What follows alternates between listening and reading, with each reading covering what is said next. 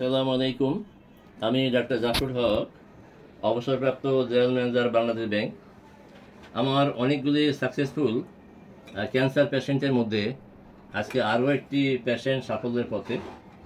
যে পেশেন্টের নাম হলো সোহাগী, যিনি তার হলো ক্যান্সারটা হচ্ছে সার্ভিক্যাল নডের মধ্যে তার ক্যান্সার।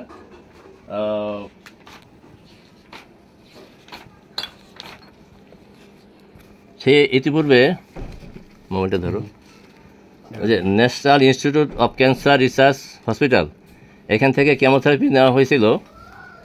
যে নাম সোহাগী।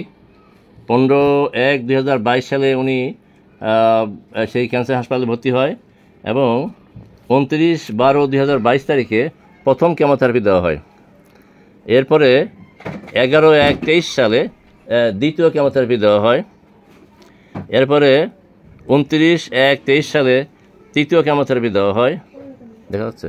হ্যাঁ, এরপরে 16/2/23 সালে চতুর্থ কেমোথেরাপি দেওয়া হয় এবং 7/3/2023 সালে পঞ্চম কেমোথেরাপি দেওয়া হয়। তো পঞ্চম কেমোথেরাপি দেওয়ার পরে রুগী একবার বিছানায় লেগে গেছিলো। আমি রুগীর মুখে শুনবো। আমার পাশে রুগী বসা আছে, রুগীর নাম হলো সোহাগী, পাশে তার মা বসা আছে। বাড়ি জানি কোথায়? 2,500 কোন গ্রাম? রুগীর বাড়ি হলো 2,500 বালিয়াপাড়া। তো এই বিষয়ে একটু রোগীর হিস্ট্রি বলা দরকার, যে তার তার বাবা, তাই না? তার বাবাও ক্যান্সার, লিভার ক্যান্সারে মারা গেছে। তার ফুপু একজন লিভার ক্যান্সারে মারা গেছে। তার আপন চাচা, যার নাম হলো আলী হোসেন, যার স্টোমাকে ক্যান্সার হয়েছিল, উনি অপারেশন করেছিলেন। অপারেশন করার পরে বায়োপসি করার পরে ওনার ক্যান্সার ধরে পড়েছিল, অ্যাডিনোকার্সিনোমা। তো ওনাকে বলা হয়েছিল কেমোথেরাপি নেওয়ার জন্য। যেহেতু তার বোন, তার ভাই কেমোথেরাপি নিয়ে কেউ ভালো হয়নি, উনি কেমোথেরাপি না নিয়ে আমার এখানে আসেন। ওনার ভিডিওটা এখানে আছে, 124 নম্বর ভিডিও। অর্থাৎ আমার ইউটিউব চ্যানেলে ঢুকে কেউ যদি 124 নম্বর ভিডিওতে নক করেন, তা দেখতে পাবেন যে তার চাচা আলী হোসেন, তার যে ক্যান্সার সম্বন্ধে জানতে পারবেন। তো সেই আলী হোসেনের ভালো হওয়ার সূত্রে তাকে বলে যে তুমি তো 5টা কেমোথেরাপি নিয়ে বিছানা লেগে গেছো। ওর মাকে বলে আমি যে ডাক্তার কাছে ভালো হয়েছি তাকে সেই ডাক্তার কাছে নিয়ে আসো। তখন সে আমার কাছে আসে। আমি তাকে মাত্র একবার ওষুধ দিয়েছিলাম। সেটা হলো কবে? ওষুধ দিলাম হলো এই যে সোহাগী। এই তোমার মোবাইলটা সাইলেন্ট করবা, ভিতরে ঢুকো। হ্যাঁ, আচ্ছা। এই যে 27 যে হস্কিন ডিজিজ, 27/7/2025। এই যে তার দেখা যাচ্ছে এখানে এগুলো অনেক আরও বেশি ফুলা ছিল, সেই ভিডিওটা এখন নাই। এই যে সাইড লিম্ফোটিক গ্ল্যান্ডের মধ্যে তার ক্যান্সার, এদিকে দেখাও একটু। হ্যাঁ, এখন তার কি বলবো, ফেসের মধ্যে একটা গ্লেসি ভাব আসছে, একটু ব্রাইটনেস আসছে। তো আমি এখন মিসেস সোহাগী তার সাথে কথা বলবো, তার অবস্থা কী ছিল, কীভাবে আমার কাছে আসলো এবং কেমোথেরাপি নেওয়ার পরে তার কী হয়েছিল। বলো সোহাগী, প্রথম থেকে বলো। তোমার বাড়ির কথা বলো, তোমার নিজের নাম বলো, বাবার নাম বলো, চাচার নাম বলো। আসসালামু আলাইকুম, আমার নাম সোহাগী, আমার বাবার নাম লালন, আমার মায়ের নাম জোসনা। আর আমি কেমোথেরাপি 5টা নেওয়ার পরে বিছনায় অসুস্থ হয়ে পড়ছিলাম, হাঁটাচলা করতে পারতাম না। তারপর আমার চাচা ফোন দিয়ে বলতেছে যে এখানে খাওয়া দাওয়া করতে পারতো না? না, খাওয়া দাওয়া করতে পারতাম না, বমি করতো। হ্যাঁ, আচ্ছা। তারপরে আমার হাতে পায়ে নখ কালো হয়ে গেছিল, শুকায় গেছিলাম, মাথার চুল উঠে পড়ছিল, শরীরের পশম সব পড়ে গেছিল।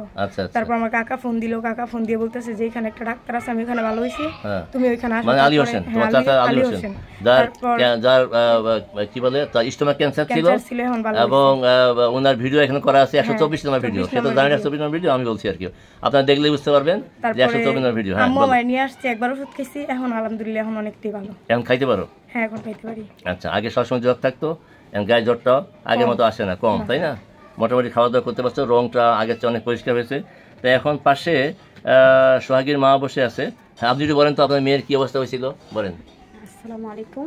আমি অনেক টাকা খরচ করছি, আমার মেয়ের পিছনে প্রায় 1.5 লাখ টাকার উপরে খরচ করছি, আমি কোনো ফল পাই নাই। তো এখানে এসে আলহামদুলিল্লাহ অনেকটাই ভালো।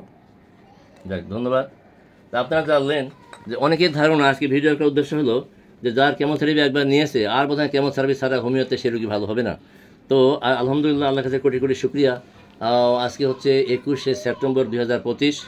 তাকে ওষুধ দেওয়া হয়েছিল 25শে জুলাই 2025, অর্থাৎ মাত্র অনলি ওয়ান টাইম তাকে ওষুধ দেওয়া হয়েছে। একবার ওষুধ খেয়েই তার চেহারার মধ্যে বেশ লাবণ্যতা, মাথায় চুল উঠেছে। অবশ্য তখনকার ভিডিওটা করা হয়নি, কারণ আমি শিওর ছিলাম না যে সে ভালো হবে কি না। অনেকে আমাকে বলে যে এই অমুকে আমার ক্যান্সার হয়েছে বা আমার আত্মীয় ক্যান্সার, ভালো হবে কি না। আমি না, ভালো হবে কি না এটা আমি বলবো কীভাবে, একমাত্র আল্লাহ পাক জানে। আমি চেষ্টা করবো, আমি আমার দিক থেকে সর্বোচ্চ ওষুধ দিয়ে চেষ্টা করবো ভালো করার মানে আল্লাহ। যাই হোক, তার চাচাও আমার এখানে ওষুধ খেয়ে ভালো হয়েছে, আলী হোসেন, 124 নম্বর ভিডিও। এখন যদি তার ভিডিওটা যায় তাহলে সেটা হবে 135 নম্বর ভিডিও। যাই হোক, আল্লাহর কাছে কোটি কোটি শুকরিয়া যে আল্লাহ থেকে এখন সে ভালোর পথে। তার এখন আগে যে কষ্টগুলো ছিল সেই কষ্টগুলো নাই। তো আপনারা সবাই এই রোগীর জন্য দোয়া করবেন, আমার জন্য দোয়া করবেন। অনেকে আমার ঠিকানা জানতে চায় যে আপনি কোথায় বসেন। এখানে উত্তর যাত্রাবাড়ি 4 নম্বর গেট, মক্কি মসজিদের পিছনে আমার নিজের 4তলা বাড়ির দোতলা আমার চেম্বার।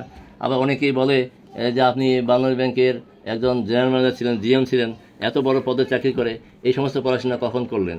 তো এই বিষয় হলো যে আমার বাবা পাকিস্তান আমলে হোমিও এবং অ্যালোপ্যাথি দুটাই করতো। স্বাধীনতার পরে আমার বড় ভাই হোমিও প্র্যাকটিস করতেন।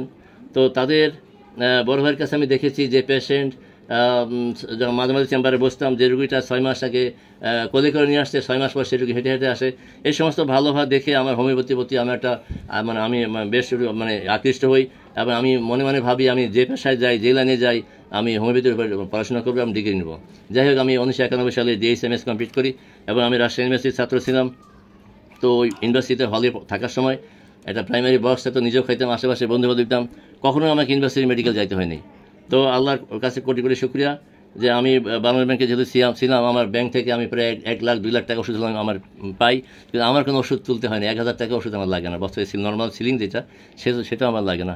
আমি দোয়া করি আল্লাহ যেন আমাকে সুস্থ রাখে এবং আমার ওসিলায় মানুষ যতটুকু আমি সেবা দিতে পারি আমি চেষ্টা করতেছি। এরপরে আমার বড় ছেলে, সে ঢাকা ব্যাংকে জব করে, তাকেও আমি একটা ডিগ্রি নিয়েছি। আমার মেয়ে, সে এবার ঢাকা ইউনিভার্সিটিতে চান্স পেয়েছে, তারও ইচ্ছা যে হোমিওপ্যাথি সে ডিগ্রি নেবে। তো যাই হোক, ভিডিও অনেক লম্বা হয়ে যাচ্ছে, আমি এখানে শেষ করছি। আসসালামু আলাইকুম ওয়া রাহমাতুল্লাহি ওয়া বারাকাতুহু।